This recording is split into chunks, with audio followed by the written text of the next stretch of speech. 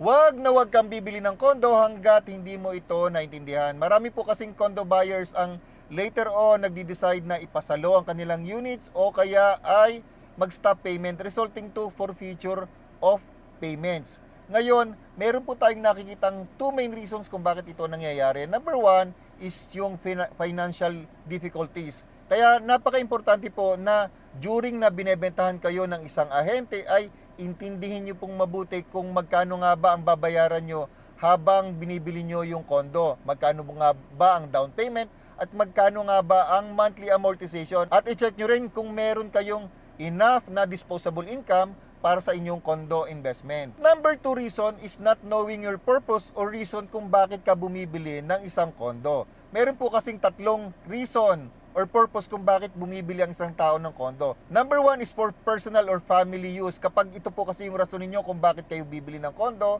ay wala pong problema basta kaya nyong bayaran.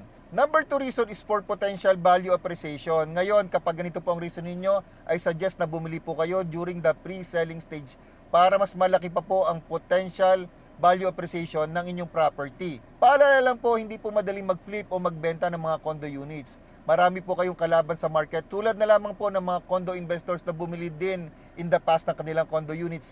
Samahan mo pa ng mga developers na nagbibigay ng mga discounts. At number 3 reason is for business like Airbnb or rental unit.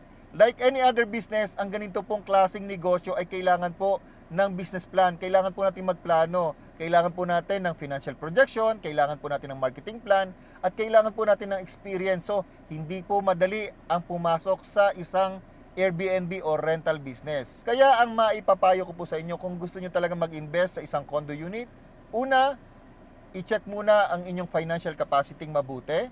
Pangalawa, alamin kung ano yung purpose or reason nyo kung bakit kayo bibili ng condo. Meron po ba kayong natutunan sa video na ito? This is Broker Nelson of Homes Realty at see you po sa next na video.